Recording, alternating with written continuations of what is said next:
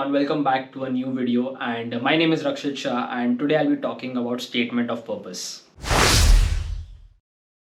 So first of all, what is a statement of purpose? Now, statement of purpose is nothing but a narrative essay that provides the admission committee with a background image of what you are, what are your academic goals, what you have done through your lifetime, and why do you want to pursue a particular course in their university. So now that we know what a statement of purpose is, I'll be trying to help you guys understand how to craft a perfect SOP so that you can stand out from the rest of the crowd.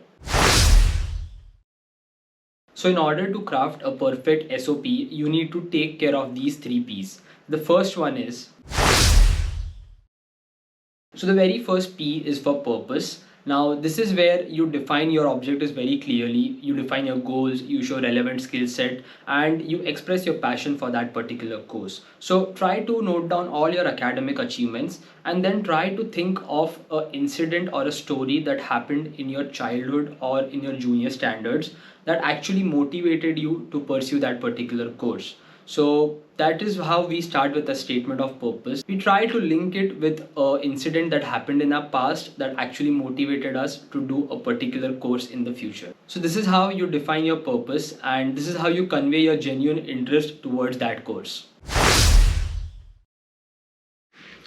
Now the second P is for personalization. Now this is where you tailor your statement of purpose in a way that you showcase that you are a perfect fit for that university.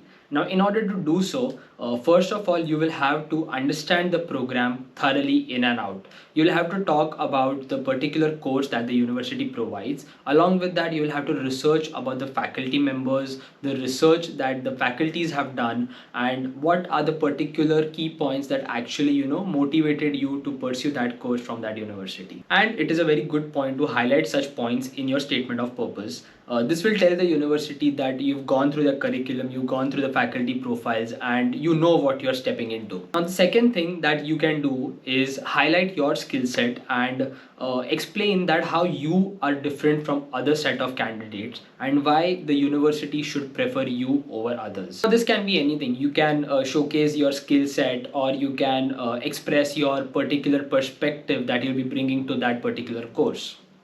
So now that you know the program and now that you've highlighted your uniqueness, this is where you show your alignment towards your academic studies. In this, you demonstrate your academic achievements that you've done in the past, and next you talk about the career goals that you've set for yourself that you will achieve in the near future.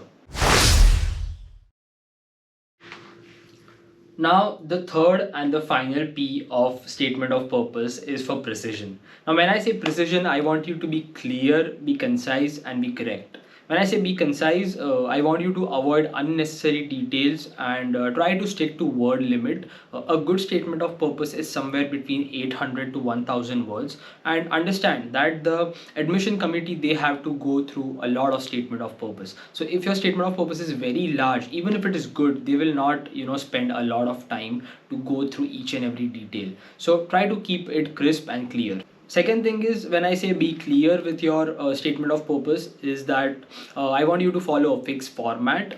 You start with the introduction, body, and conclusion, not more than that. Now, when you start with introduction, you start with the story of your past, that okay, this happened in my childhood that motivated me to pursue, say, computer science. And then you start with in the second paragraph, you go over your academic details, you go over your past experience, and you express your interest in that particular area or domain. And in the third paragraph, in the conclusion, you talk about why that particular university will help you to pursue the goal.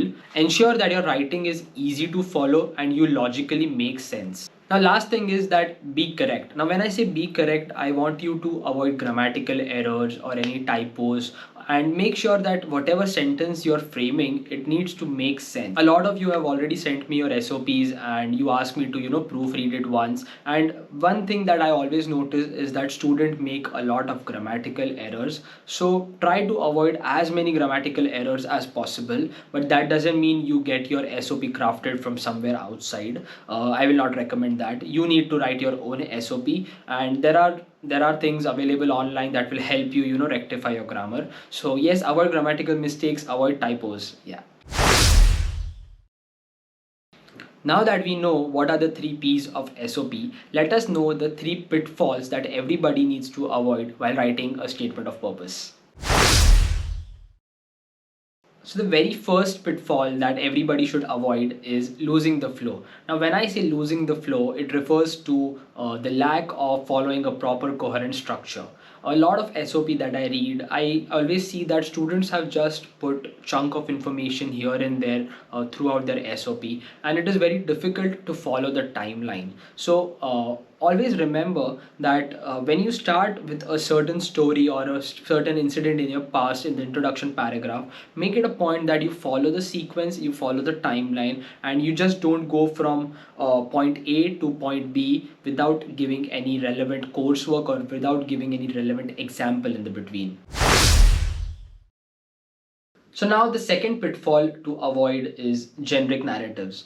A lot of people, when they craft their SOP, they use a lot of general sentences like I've been passionate about science since I was a kid, and I'm a very hardworking student, and I wish to make a significant change in the field of science when I grow. So avoid using such sentences because everybody uses them and they actually don't make any sense. So instead of that, when you say that you are a very hardworking student, try to back it up with a proof. Give the reader a narrative or give the reader a scenario where you showcase your hardworking skills. Or when you say that you possess leadership qualities, give the reader a proof where he or she understands that okay, you led a team and this is where you showcase your leadership skills.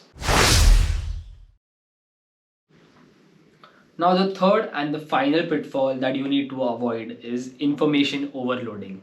Now, information overloading happens when the writer tries to cover too many details and talks about all of their achievements in a single statement of purpose. Now, it's a natural tendency of every student to impress the admission committee, but do not overload all the information because that will dilute the main message. When you include too much information, the central theme or message of your SOP can be lost.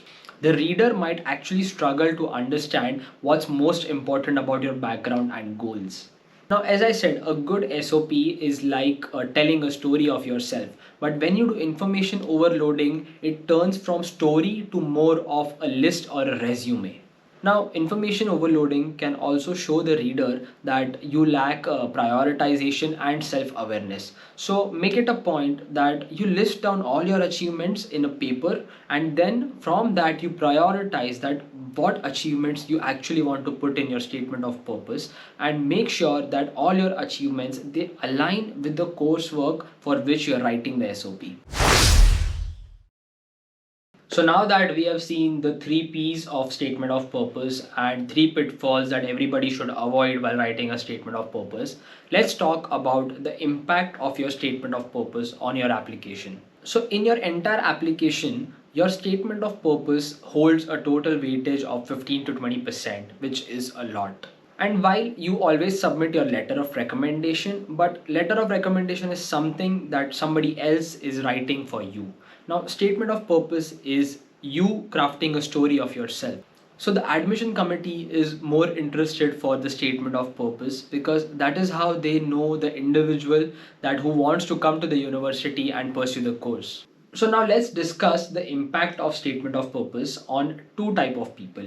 Let's say person A has a very good GRE score and he has a very good English proficiency score, and at the same time he or she they have a very good GPA in their bachelor's. So for them, statement of purpose will hold only 10 to 12% of weightage because admission committee they have already seen the transcripts and they've already seen all the letter of recommendation, and then they know that this person has a good background and he or she is inclined towards the course. So for them, statement of purpose is just a formality and doesn't hold that much of weightage. But at the same time, there's another person B who has just cleared the cutoff of GRE and English proficiency test and has not that great CGPA as well. For them, statement of purpose plays a very important role. It can hold weightage of around 20 to 25% as well. Because the admission committee they know that this individual has just cleared the cutoff, and that's why they rely more on the statement of purpose of that individual to find a probable explanation in the SOP for the low grade of that individual, where he or she mentions in their statement of purpose that I was busy focusing more on projects and hands-on experience and internships and part-time jobs and stuff like that. So that is where they understand that okay, even if the individual has low grades or low score, he has more industry experience than the other candidates. So this is where a statement of purpose plays a crucial role for them. So that was it about statement of purpose, and I hope I was able to explain to you guys how to craft a well fit perfect statement of purpose for yourself. And if you guys have any doubt regarding your statement of purpose, feel free to reach out to me, and I've been proofreading a lot of SOP in the past. I'll be more than happy to proofread your SOP and help you understand what points you're missing or what points you can add in your SOP. So feel free to reach out to me, and yes, that will be it for this video. I hope you guys liked it. So if you like this video, do drop in a like and comment your thoughts and do subscribe to the channel. I'll see you guys in the next video. Until then, take care. Bye bye.